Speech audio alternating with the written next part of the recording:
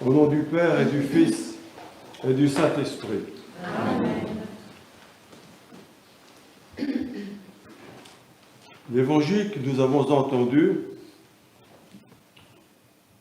nous raconte comment Jésus a voulu préparer ses disciples à ce qui allait suivre la passion puis la résurrection. Mais dans le verset 33, c'est-à-dire le dernier, il s'adresse directement à nous. Dans le monde, vous aurez à souffrir. Mais prenez courage, j'ai vaincu le monde. En Matthieu 11, il est dit, tous ceux qui souffrent sous le poids de la charge, qu'ils viennent à moi, je leur donnerai du repos. Ces promesses du Seigneur sont importantes pour nous aujourd'hui, puisque, certes, nous vivons dans des temps difficiles, un avenir incertain. Alors prenons courage, puisque le Christ a vaincu le monde, et nous allons vous conter un témoignage qui, justement, nous explique de façon concrète ce qu'il se passe quand on se confie au Seigneur. Je vais vous parler de l'histoire de Laurent.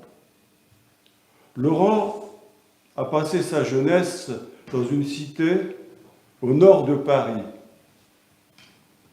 Dans sa famille, il ne se passe pas grand-chose, à vrai dire, sinon une adoration sans limite pour la sainte télévision, devant laquelle il est recommandé par le Père de ne rien dire, à tel point que Laurent pense qu'il n'est pas aimé. Il pense même qu'il est inutile et que, pire, qu'il est une erreur. Alors, la cité va se faire des amis, des copains, bien sûr. Il va rejoindre une bande. C'est ainsi qu'à à peine 12 ans, il va découvrir le cannabis. Puis, à 14 ans, l'héroïne, 2 à 3 fois par semaine, et enfin tous les jours, ce qui va amener sa déscolarisation. Et bien sûr, sa chute va continuer. À l'âge de 20 ans, il va rencontrer une compagne de misère qui elle-même est dans la drogue aussi. Finalement, ce que cherchent ces jeunes, c'était l'amour qu'ils n'ont pas trouvé. Et ensemble, ils essaient de s'en sortir, mais c'est très difficile naturellement. Alors, ils veulent fonder eux-mêmes une famille. La très jeune femme va être enceinte et lors des visites prénatales, il va s'avérer qu'elle est affectée par le sida et le bébé à venir également. Comme à l'époque, nous sommes dans les années 88, eh bien, il n'y a pas de remède et les médecins vont être formels, il faut pratiquer un avortement. C'est terrible, car il voulait cet enfant. La maman, d'ailleurs, dans les 5 ans qui vont suivre, va mourir du sida et dira à Laurent de chagrin et de désespoir.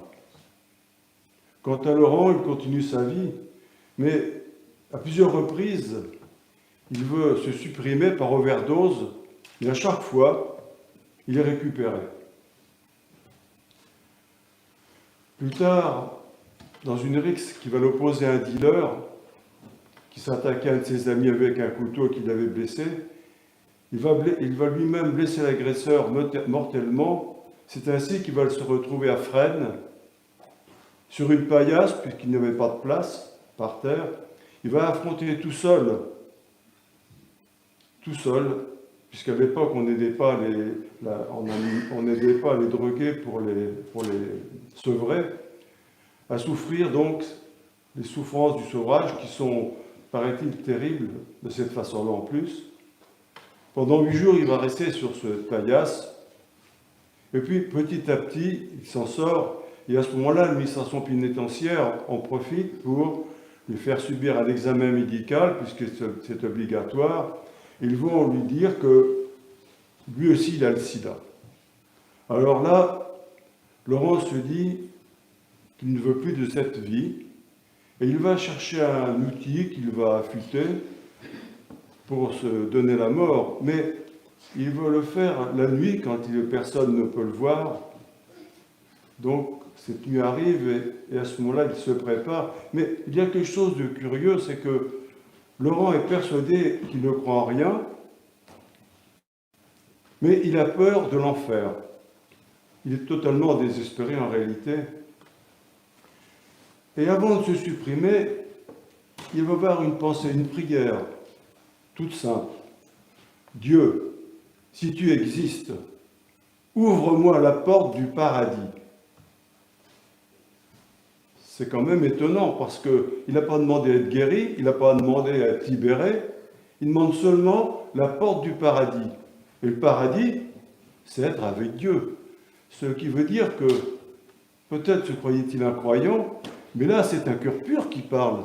Rappelez-vous les Écritures. Heureux les cœurs purs, car ils verront Dieu. Et effectivement, Laurent va être pris par une émotion profonde, il va pleurer. Et ces larmes merveilleuses qui sont celles du second baptême, dit-on, eh bien, il va les verser, et plus il va pleurer, plus il va sentir en lui une présence. Et enfin, il va voir intérieurement un visage avec deux mots. Confiance, espérance. Et il sait que ce visage, c'est Jésus-Christ et qu'il est Dieu et qu'il l'a sauvé.